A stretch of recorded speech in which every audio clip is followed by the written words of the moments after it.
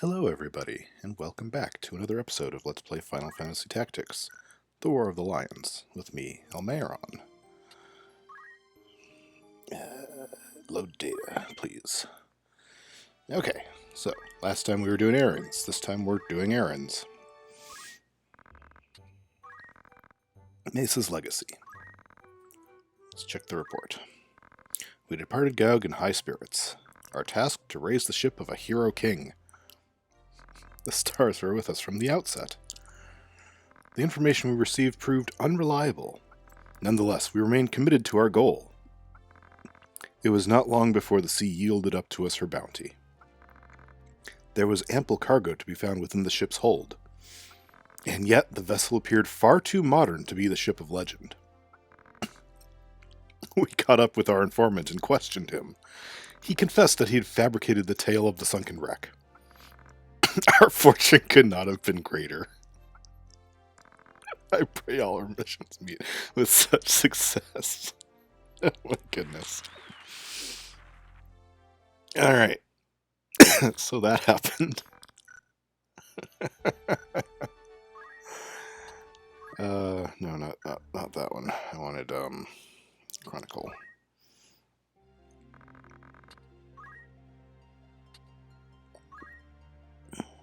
The Hero King of Legend?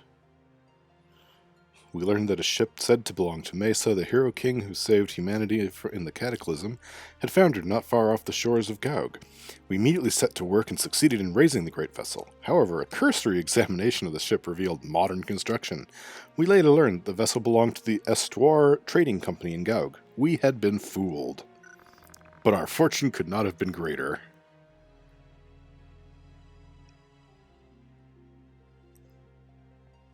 Alright.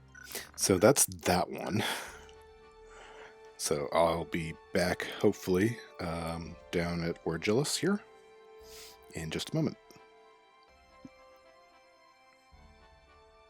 And indeed, I'm back at Orgillus. No problems. Okay. But wasn't enough time. I don't remember how long I was supposed to be gone for.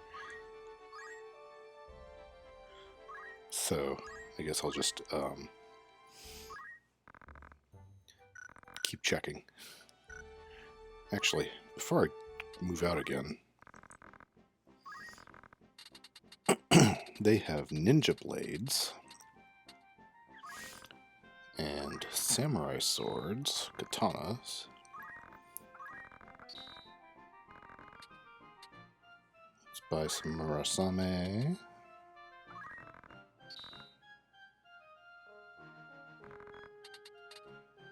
And Amano Murakumo, sorry.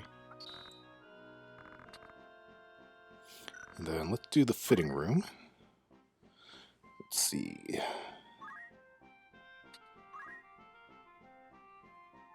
Okay. Put that back, though. Let's see. You can't do those. They don't sell daggers. Okay, so that's fine.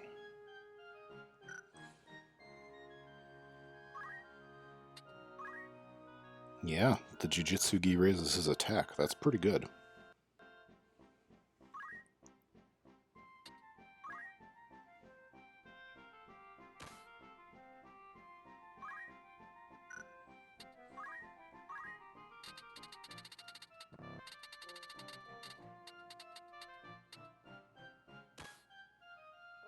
I don't remember if I have one of those.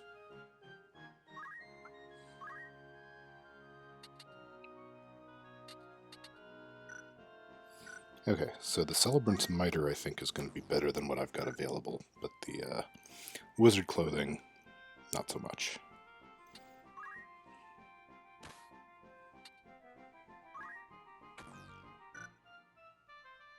Okay, I think that's all I can afford. 37,000 gil. So that's going to have to do for now, but I need to remember that there's better stuff available to me.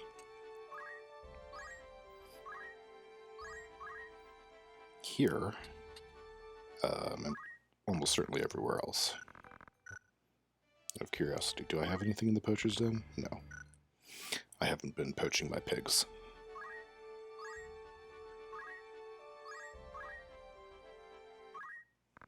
going to be one of these days, I'm sure of it.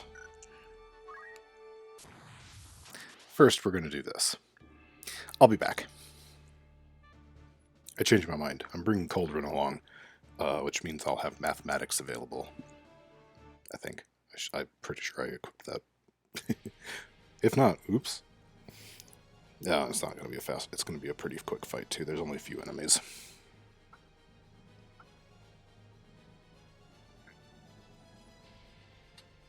Yeah, arithmetics. Okay, so let's see. My people are at 7, 6.5, 6, and 10.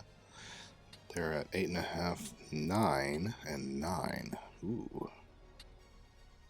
Okay, well, let's see. Let's see. So height, multiple of 3.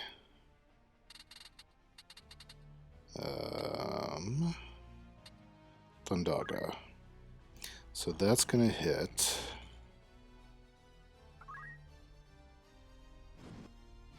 No. I'm not trying to count. I just want to look. Okay. Those 2. No.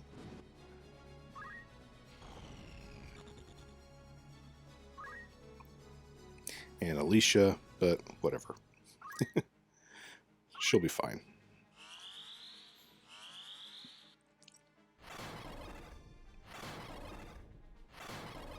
See, she was fine.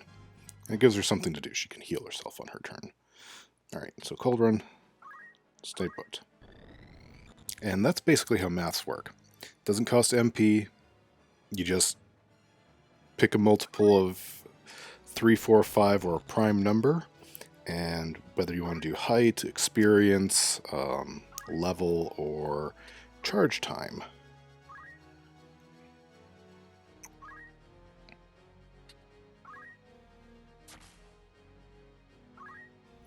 If you can arrange to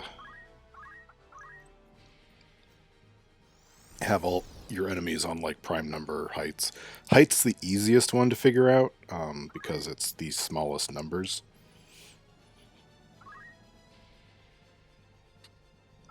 And I want you moving, Panther, so I'm just going to jump on the rock. Then I'm going to potion up.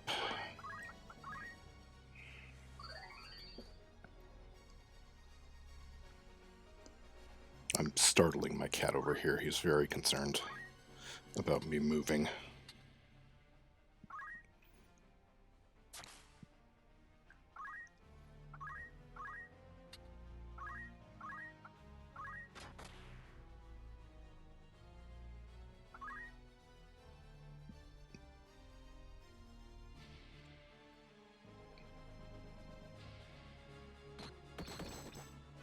That said, sometimes the CT count or the experience ones can be more interesting math-wise. Let's see.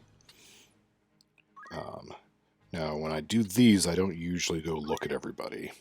Who's got a charge counter of prime number? Anybody? Anybody? No? Okay. Whose is a multiple of 5? Everybody? Everybody. Okay. How about 4? Also everybody. Okay.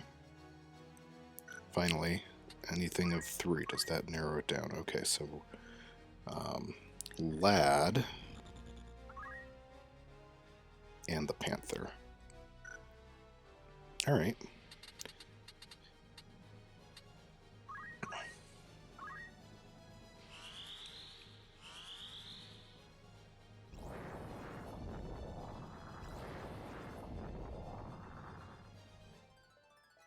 Yeah, job level. And this is why mathematicians are really good. They can use almost any spell that can be learned from the 4 main classes, White Mage, Black Mage, Mystic, and Time Mage. Not everyone, not all of them are but I think it tells you in the description if they're not. But most of them are available. The Ja spells, so like Kiraz Ja, Thundaj Ja, those ones are not mathematics words are failing me. You can't use them with mathematics. Compatible. Maybe that's what I was going for. I don't know. But the Gospels and under, and then most of the other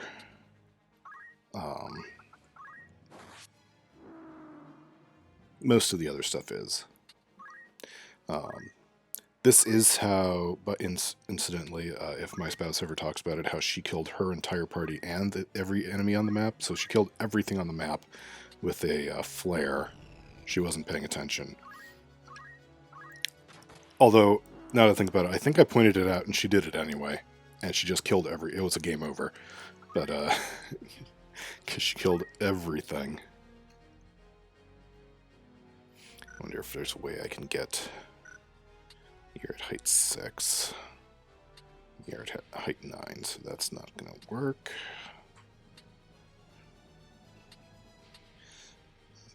Level 22.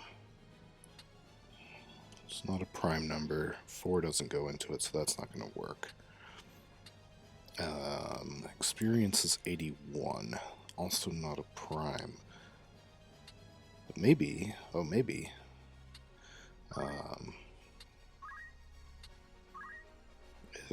I think, if I'm right... Ha! Experience multiple of 3. 81's a multiple of 3. So it does encourage you to be able to do some math. I'm not fantastic at that aspect, but I'm not terrible.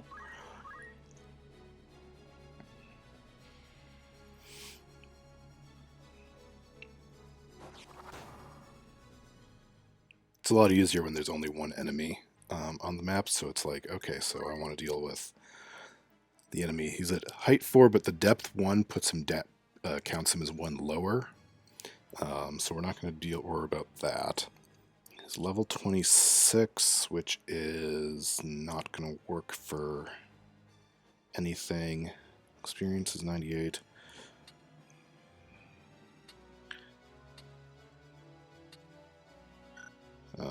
So we've got 93, 81, 44.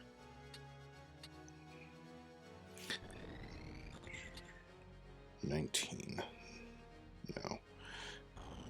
And his charge time is 48, which will be a multiple of 4. But it's going to hit a bunch of people.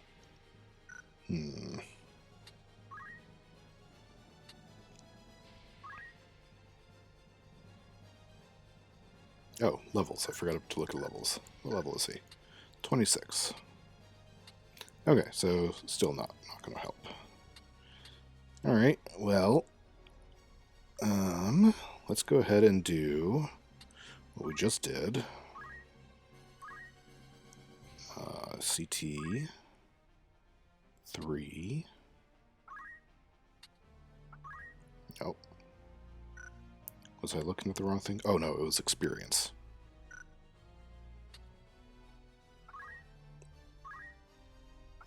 There we go. And the other thing is that because you're doing it like based on a mathematical formula, essentially, there is no range limit. Coldrun doesn't have to move. He can just stand here and heal my whole party or whatever he feels like for as long as he wants without ever moving. Now, there's still advantages to having him move. Like, if he's standing on he's at height 10, so he's multiple of 5. So let's say I want to use multiple of 5 damage spell, I'd want to move him first. That sort of thing.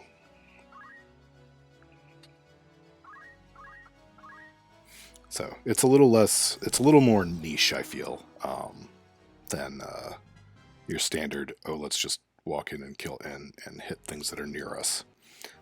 But it can be really useful.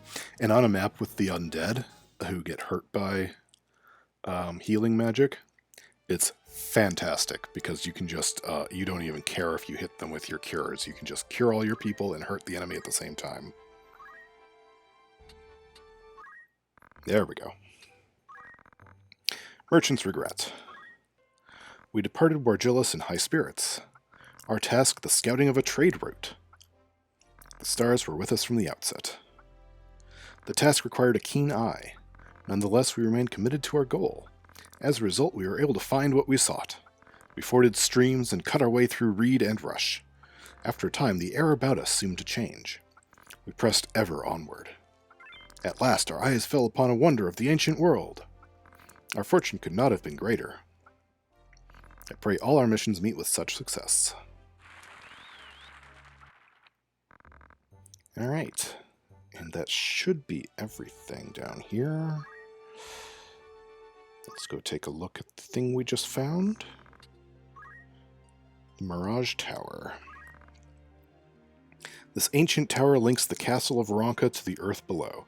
Its magic facade shields it against casual inspection. However, the enchantment's unstable nature allows it to be seen as a mirage-like image at times. That's going to be a reference to Final Fantasy V, that floating castle in the desert. That's where the Earth Crystal is. Pretty sure. The Ronka originally showed up in 5, even though it's been a relatively major thing in 14 recently. Okay, I am going to try to get up here. If I happen to get a fight here, I will come back, but otherwise, I will see you in a minute. Alright, this is the first fight I got into up in the Araguay Woods. You might note there's all these Malboros. Lucky for me, Malboros in this game have tentacles and lick, which are, I believe, it's not bad breath. It's not that bad, so it could be worse. The issue with them is that they have so many hit points. Although, 250... Yeah. Although this enemy archer is also kind of a concern. So,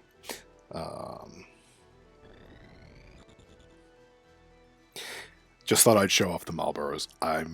These guys, they're not as threatening. The leveled up variants that have different colors start getting into the ones that do bad breath on you, and those are really nasty. But so I'm going to fight this fight off screen, but I just wanted to show that.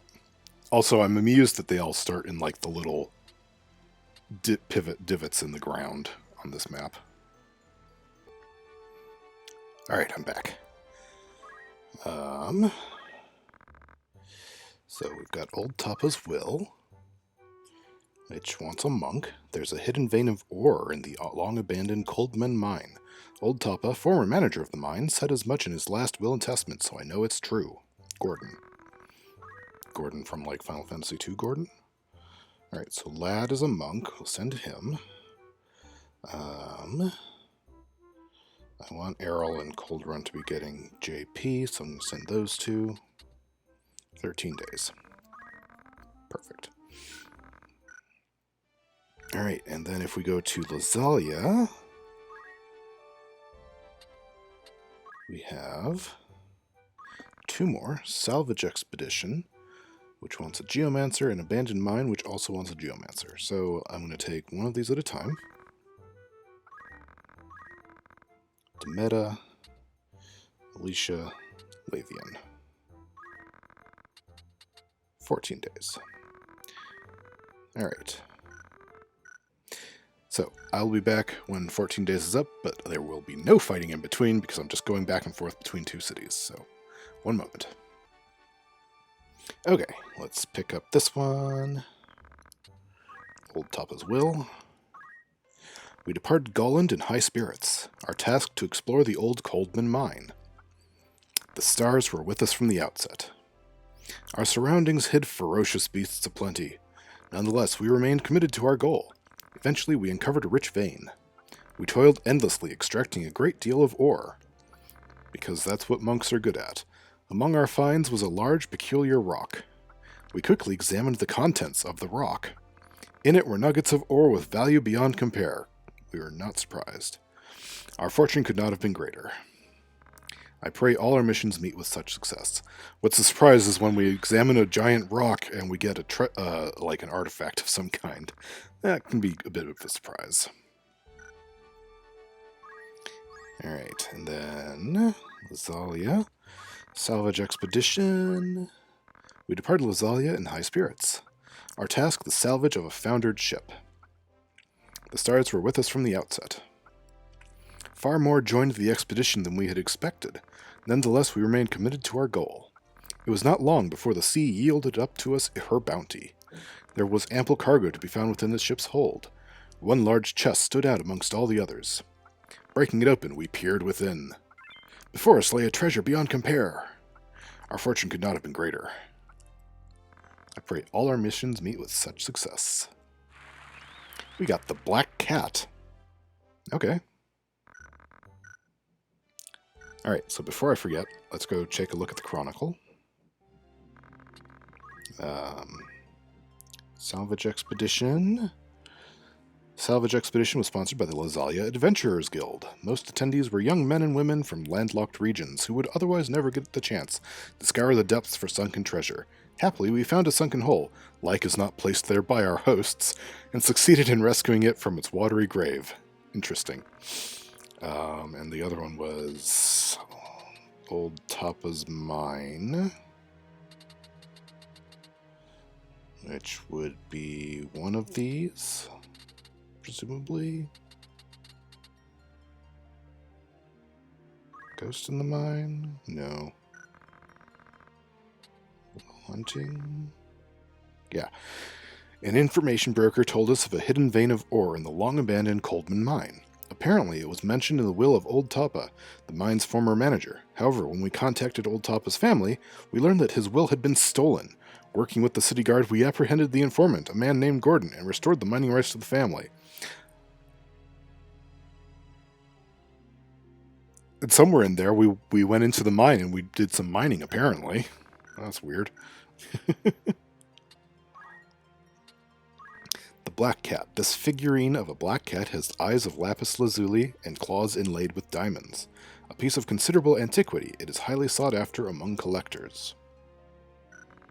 I don't know if that's referencing anything. It does not ring any bells for me.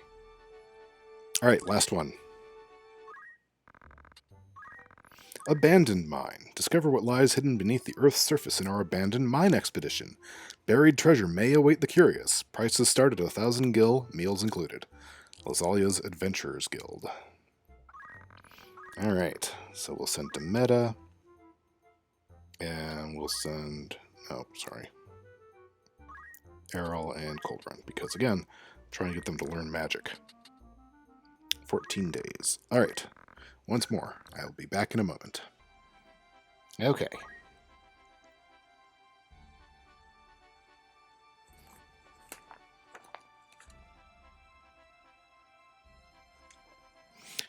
We're in Aquarius, so Aries is coming up. I need to be in Zalen during Aries, but I think since I don't have any more errands, it'll wait till after the next story stuff. Okay, Abandoned Mine. We departed Lazalia in high spirits. Shortly thereafter, we joined the other members of our expedition. The stars were with us from the outset. The task required great strength of arm. Nonetheless, we remained committed to our goal. Eventually, we uncovered a rich vein. We toiled endlessly, extracting a great deal of ore. Among our finds was a large, peculiar rock. We quickly examined the contents of the rock. Sealed within was a treasure beyond compare. Inside the rock, our fortune could not have been greater. I pray all our missions meet with such success. Alright. There we go. That is all the errands. Let's check what that, the chronicle for that one was. If I can figure out which one of these it is. Abandoned Mine. Okay. The Abandoned Mine expedition was sponsored by the Lazalia Adventurers Guild. Most attendees were young men and women from coastal regions who might otherwise never explore places such as this. So the opposite of the other, the salvaged one. Luckily, we struck a vein of ore and even uncovered some lost treasure, making this task a profitable one. Awesome. Not wonders, artifacts. What do we think? Yggdrasil mistletoe, obviously. A parasitic shrub feeding on the bark of the world tree. Upon sprouting, it shrivels and dies in half a day. Its leaves, if properly harvested, can be used to brew an elixir of eternal youth. This one was inside of a rock? I don't know. Doesn't necessarily make sense. Doesn't have to make sense.